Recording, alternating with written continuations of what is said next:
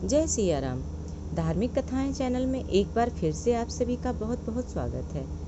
आज की अपनी इस वीडियो के माध्यम से मैं आप सभी के समक्ष श्रावण मास महात्म्य का 17वां अध्याय प्रस्तुत कर रही हूँ। श्रावण मास महात्म्य के 17वें अध्याय में अष्टमी तिथि को देवी पवित्रारोपण, पवित्र निर्माण विधि तथा नवमी का कृत्यक नामक वर्णन किया गया है।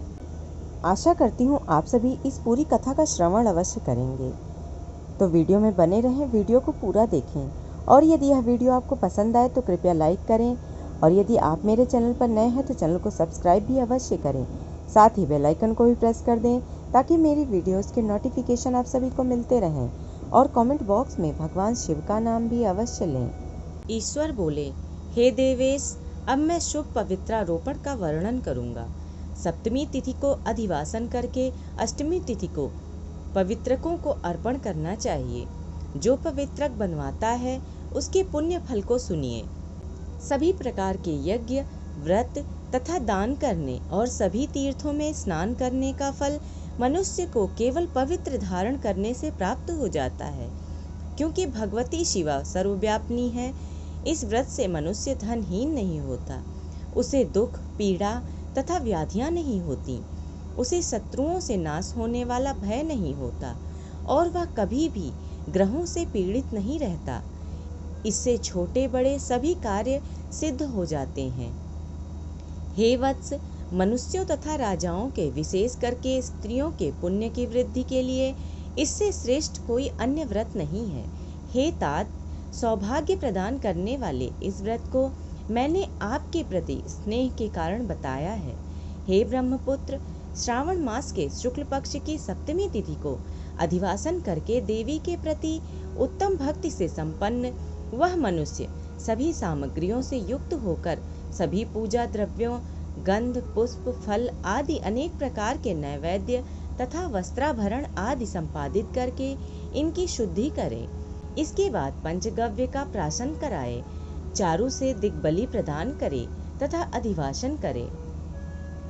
उसके बाद सहस्रों वस्त्रों तथा पत्रों से इस पवित्रक को आच्छादित करें। पुनः देवी के उस मूल मंत्र से उसे 100 बार अभिमंत्रित करके सर्व शोभा समन्वित उस पत्रक को देवी के समक्ष स्थापित करें।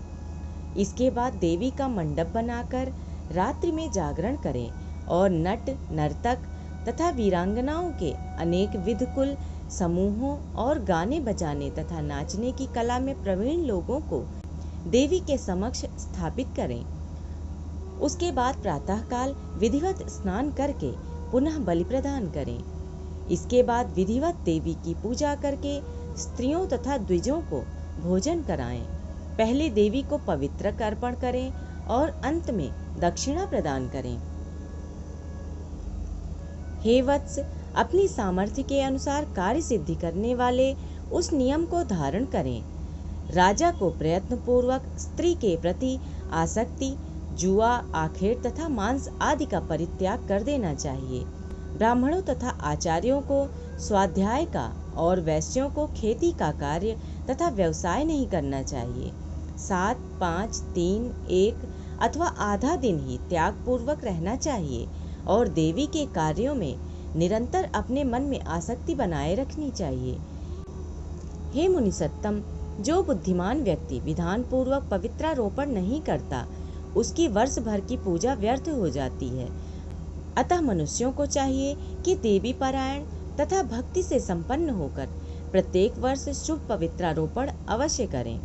कर्क अथवा सिंह राशि में सूर्य के प्रवेश करने पर शुक्ल पक्ष की अष्टमी तिथि को देवी को पवित्र अर्पित करना चाहिए। हे सनत कुमार, इसके ना करने में दोष होता है, इसे नित्य करना बताया गया है।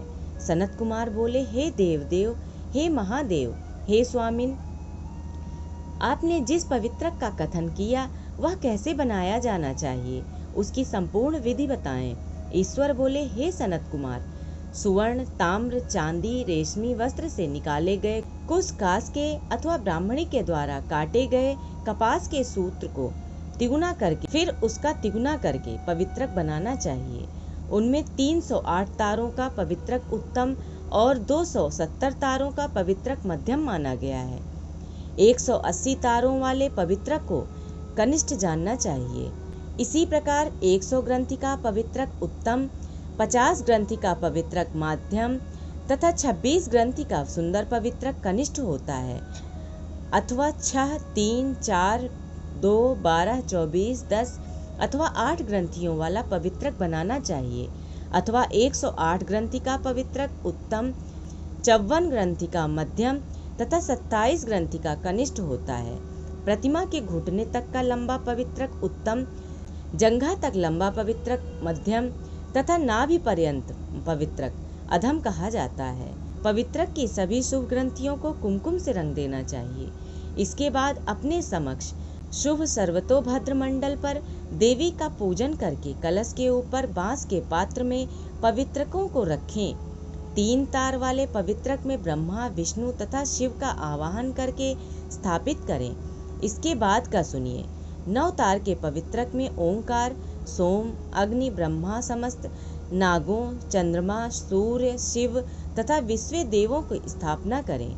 हे सनत कुमार, अब मैं ग्रंथियों में स्थापित किए जाने वाले देवताओं का वर्णन करूंगा। क्रिया, पौरुषी, वीरा, विजया, अपराजिता, मनोन्मनी, जाया, भद्रा, मुक्ति और ईशा ये देवियां हैं।